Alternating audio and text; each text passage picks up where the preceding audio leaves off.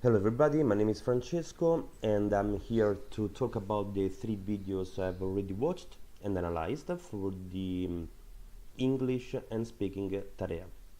The main topic is dementia and Alzheimer. Both are terrible diseases. In the first video, she gives us an overlook of what are those two diseases, their symptoms, similarity and difference, and under which terms they fall. Let's start with dementia. Dementia, as she said, is a term used to describe people who has a symptom which affect on their memory. It works on cognitive tasks like, as I mentioned, memory, language, difficulty in speaking, and later on even in move their body. It is nice to picture dementia as an umbrella, which under this term there are different diseases. The most common one is Alzheimer. It is very important to mention the work which the health organization did, where they spot that 47.5% of the entire population has a dementia disease. One of the similarities between dementia and Alzheimer is that it is not considered as a part of normal aging. So basically, it is not normal to have it, but they still can show up more often once we get old. The cause why dementia and Alzheimer basically born, we don't really know. It's still unknown. What we know is that under the Alzheimer disease, we can say that basically the connection between ourselves got lost, and so the cells die, and in this way it affects our brain function. Both, as I said, are terrible diseases, and I mean, to prevent and try to manage those diseases, it's very important to get back from the beginning. So once they start, and try to analyze every step of those diseases. As I said, there is not a real cure, but there are ways to prevent it. For example, both for those diseases can be treated with mechanism of medication on memory. In the Alzheimer disease, more specifically, for example, in better sleeping, because a person who has Alzheimer disease can have much problem in sleeping. And another thing which it very interests me is the use of fish oil and coconut oil, which are products that helps our cells in the brain, so the brain function. One of the similarity talking about the symptoms are losing memory, of course, as I've already said, depression, confusion. Imagine a person who suffers of Alzheimer's disease and is doing something, and at some point he forgets what he's doing. I believe there is a confusion, disorientation, and as I said before, depression and apathy. So basically the first video gives us this overlook of what are those diseases. In the second video it talks about in a scientific way, a bit more precisely, how it works on our brain. It starts saying that German scientific discovered the Alzheimer's disease the first time in 1907 by working on one of his patients. It's important to know that after 100 years, even more right now, of developing our technology, we know a bit more how it works, and we actually have different way to prevent and help fighting those two diseases. So what we know is basically, or actually what the video says, and we take it for granted, that our brain works is made of neurons which are connected each other, and they helps to bring information to the brain. So it points us that there are two main protein that works on our brain, and the Alzheimer's disease basically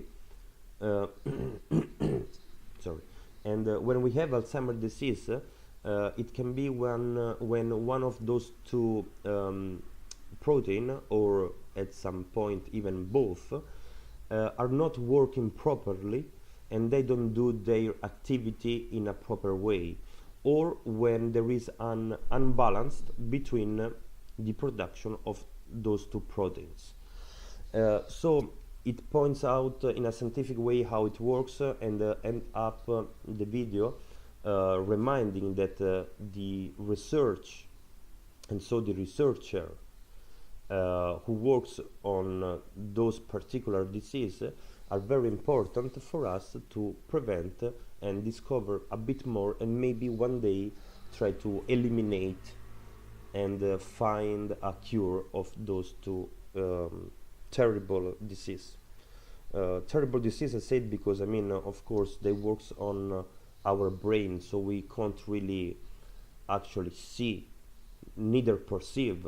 So, I believe they are pretty dangerous. Anyway, as I say, there is no a real cure for that. Even if it point, for example, which is I mean, it's very interesting. Some method to fight and prevent and actually live with those two diseases. One of that is, for example, cilantro, which is a green herb, with the help the cells, and so our brain function, by removing the iron and heavy chemical material in our body. It's very interesting, because I live in Italy, and I don't really use cilantro, but I remember when I used to live in Ecuador, I was consuming this herb on a daily basis. This last thing helped me to connect with the third video, which is actually, I believe, is the most interesting one, because it talks about a diet, and I'm very into diet and food. So it's very interesting, as the third video mentioned, how they analyzed in a worldwide view the dementia and Alzheimer's disease. So by analyzing those disease and see where they actually have more chance to be, and where the population have more those diseases, or are affected by those diseases, it is nice, not really nice, but it is worth to understand that the westernized civilization, like USA, Australia, Europe, are the higher percentage of people who suffer of those diseases, and this is related to the diet they use. They consume more meat product, more dairy product, more high fat product, and this affects incredibly the growth of those two diseases.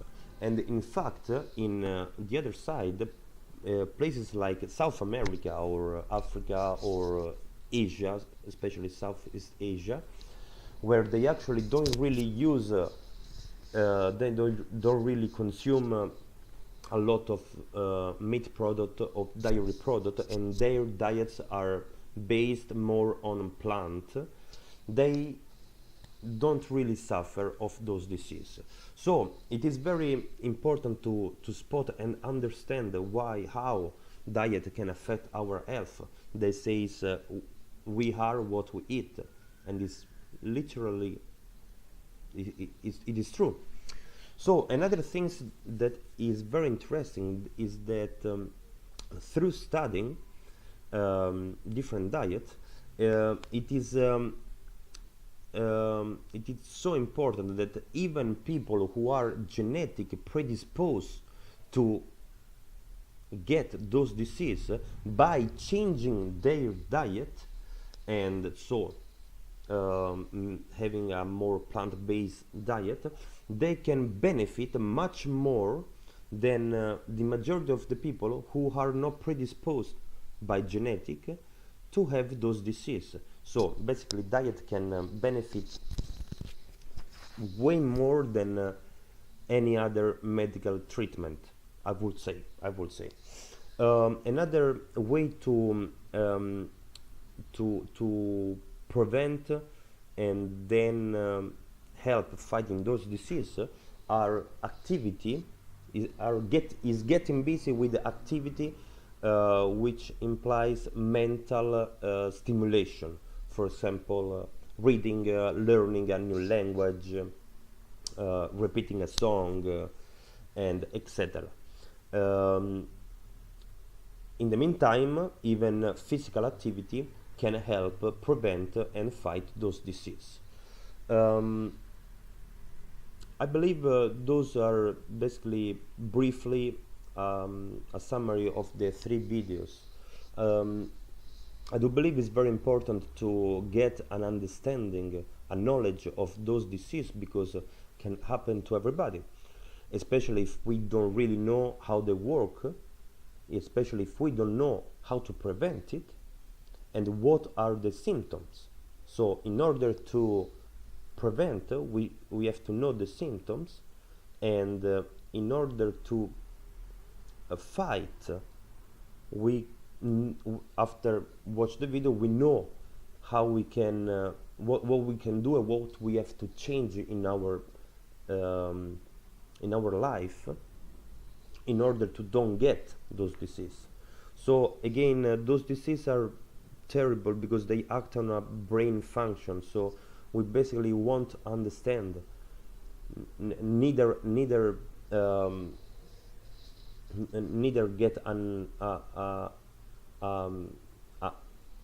knowledge of seeing that I can't move something, for example. They actually work on the brain, so if we forget, we forget. But anyway, let's get back to the topic. It's very important to understand how it works and how we can prevent. And especially because I live in Europe, I can see and I used to live in South America as well, like in Asia. I spot immediately the differences between the diet, and I do believe there is not much knowledge about that. So as we know, the biggest drug in the world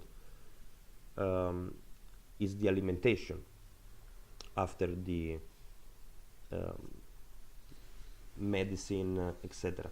So by changing and getting the understanding of how we can actually live better, just changing what we eat, it's very interesting. Hope I was pretty clear, and thank you very much.